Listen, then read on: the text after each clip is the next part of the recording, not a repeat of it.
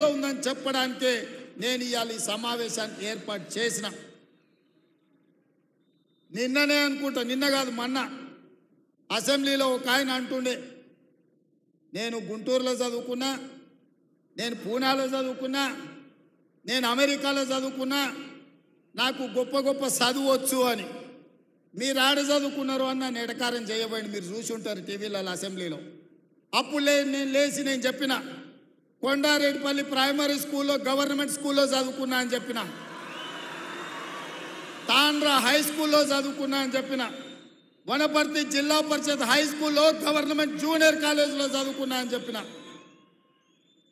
ప్రభుత్వ పాఠశాలలో ప్రభుత్వ టీచర్లు చెప్పిన చదువు, ఆ చదువుతోనే ఇవాళ జిల్లా పరిషత్ మెంబర్గా, ఎమ్మెల్సీగా, ఎమ్మెల్యేగా, ఎంపీగా తెలంగాణ రాష్ట్రానికి ముఖ్యమంత్రి అయిన ప్రభుత్వ టీచర్లు చదువు చెప్తే నేర్చుకున్న నేను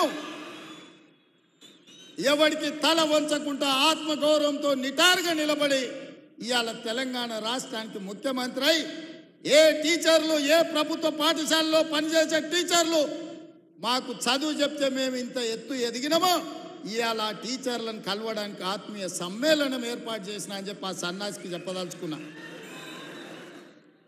మీ మీద నమ్మకం లేకపోయి ఉండొచ్చు, తెలంగాణ పట్ల విశ్వాసం లేకపోయి ఉండొచ్చు, అందుకే గుంటూరులో పోయి ఆ సన్నాసులు చదువుకొని ఉండొచ్చు, ఆ తర్వాత పూనా అమెరికాకు పోయి ఉండొచ్చు.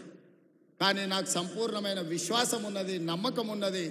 తెలంగాణ రాష్ట్రంలో ఉపాధ్యాయులు 90% పైగా నిబద్ధతతోని పేద విద్యార్థులకు చదువులు చెప్పాలి, వాళ్ళ ఉజ్వల భవిష్యత్తు ఉండాలి అని వాళ్ళు 10/10 సాధించినప్పుడు సంతోషంతో వాళ్ళ కళ్ళల్లో ఆనందం చూడాలి అని ఇక్కడున్న వేలాది మంది టీచర్ల బాధ్యత తీసుకుంటున్నారని నాకు తెలుసు. అందుకే ఈరోజు మనమందరం ఒక ప్రతిజ్ఞ తీసుకోవాలి. పోయిన సంవత్సరానికంటే ఈ సంవత్సరం ప్రభుత్వ పాఠశాలల్లో 2 లక్షల మంది విద్యార్థులు తక్కువ చేరికలు జరిగినాయి. దీన్ని మనం విశ్లేషించుకోవాలి. ఇవాళ 26 లక్షల మంది ప్రభుత్వ పాఠశాలల్లో ఉంటే పోయిన సంవత్సరానికంటే 2 లక్షల పైగా అడ్మిషన్లు తగ్గినాయి.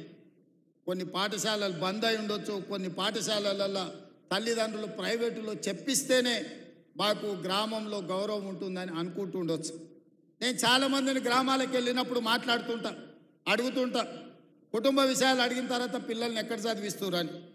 ఏదో ప్రైవేట్ స్కూల్ పేరు చెప్తారు. ఎందుకంటే అక్కడికి పోతే కొంచెం ఇంగ్లీష్ నేర్చుకుంటారు సార్ అనో, లేకపోతే గవర్నమెంట్ స్కూల్కి దోరితే ఊళ్ళో ఏమన్నా అనుకుంటారేమని మేము అక్కడికి దోలుతున్నామో అని.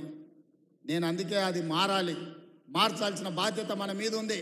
మన పిల్లలు ప్రభుత్వ పాఠశాలకు వెళ్ళడం ఆత్మ గౌరవం అని గ్రామాలలో ఉన్న తల్లిదండ్రులు భావించాలి. అందుకే అమ్మ ఆదర్శ పాఠశాలని సెల్ఫ్ హెల్ప్ గ్రూపులకు పూర్తి బాధ్యత అందించి మన పాఠశాలలు మొదటి రోజే దాదాపుగా 26 లక్షల మంది విద్యార్థులకు మొదటి రోజే వాళ్ళ పాఠ్య పుస్తకాలతో పాటు వాళ్లకు డ్రెస్సులు ఇచ్చే ప్రయత్నం చేసినాం. మొదటి విడతలోనే మేము విజయం సాధించినాం. రెండవ డ్రెస్సు కూడా తొందరలోనే మా అధికారులు ఆ పిల్లలకి ఇస్తారని నేను భావిస్తున్నా. అందుకే ఇవాళ ప్రభుత్వం వైపు నుంచి మీ సమస్యల్ని పరిష్కరించడానికి మీతో